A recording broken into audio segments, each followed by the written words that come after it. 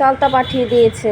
এখানে হচ্ছে মনে হয় এটা পার্কের গাছের চালতা, একদম ফ্রেশ চালতা, বোটা সহ মানে পেরে পাঠিয়ে দিছে আর কি।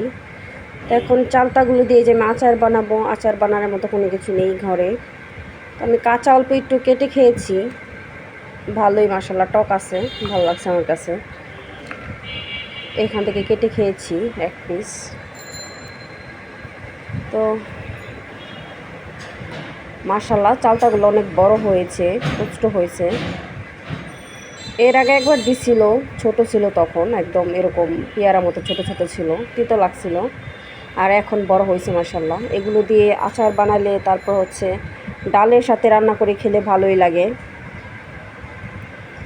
আমার তো টক জাতীয় জিনিস খুবই পছন্দ। আম দিয়ে ডাল রান্না করে খেলে, তারপরে হচ্ছে চালতা, জলপাই, মানে যে কোনো টক জাতীয় ফল দিয়ে ডাল রান্না করে খেলে ভালোই লাগে। আর হচ্ছে ছোটো মাছের সাথে বা বড় মাছের সাথে তরকারি রান্না করে খেলেও কিন্তু ভালো লাগে। তো আমি এখান থেকে এক পিস খেয়েছি, খুবই মজা, একদম মানে দাঁত টক হয়ে গেছে। আর এই তো এখানে হচ্ছে 3টা আছে, দেখি কি করা যায়। ডাল রান্না করে খাবো, তারপরে হচ্ছে এখান থেকে আবার মাছ দিয়ে, যেহেতু মাছ খেতে পারতাছি না এখন, মাছের তরকারির কথা বলতে পারি না, তারপরে কিছুটা কেটে আমি ডিবের ভিতরে রেখে দেবো ফ্রিজে সংরক্ষণ করে। যখন আর কি মাছ খেতে পারবো, মাংস খেতে পারবো, তখন আর কি দিয়ে সাথে খাবো। আর এখন আপাতত একটু কাঁচা খেয়েছিলাম, ভালোই লাগছে আমার কাছে। আর দেখি একটু আচার বানাবো, যদি খেতে পারি আর কি। খেতে পারলে তো আলহামদুলিল্লাহ, না খেতে পারলে রেখে দেবো, অন্য কেউ খাবে।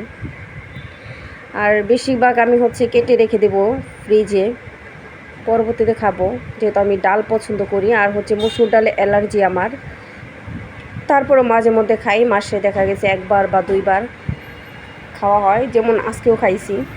কাঁচা আম কেটে রেখে দিয়েছিলাম ডিবে, তো ওই কাঁচা আম দিয়ে তারপর হচ্ছে আচারের তেল যে থাকে, সেই আচারের তেল দিয়ে অল্প একটু আচারের সাথে দিয়ে ডাল রান্না করছিলাম, মাশাআল্লাহ খেতে ভালোই হয়েছে।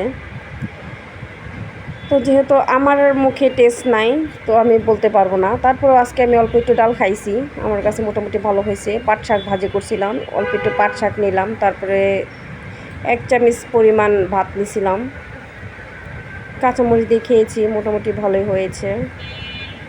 আর এইগুলো আমি কেটে রেখে দেবো, তার পরবর্তীতে খাবো আর কি। অল্প কয়টা মুগ ডাল আছে, মুগ ডালের সাথে রান্না করে খাবো, যেহেতু মসুর ডালে অ্যালার্জি, প্রচণ্ড চুলকানি হইতেছে। আমার মনে হয় একটু চুলকানিটা বেশি বেড়ে গেছে, অ্যালার্জি প্রচণ্ড।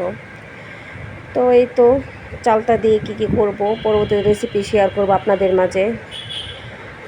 ফিরে আসবো নতুন কোনো ভিডিও নিয়ে। আপনারা ভালো থাকেন, সুস্থ থাকেন। আল্লাহ হাফেজ। আজকের মতো বিদায় নিচ্ছি। ভিডিওটা ভালো লাগলে লাইক, কমেন্ট, শেয়ার করে পাশে থাকবেন। আল্লাহ হাফেজ।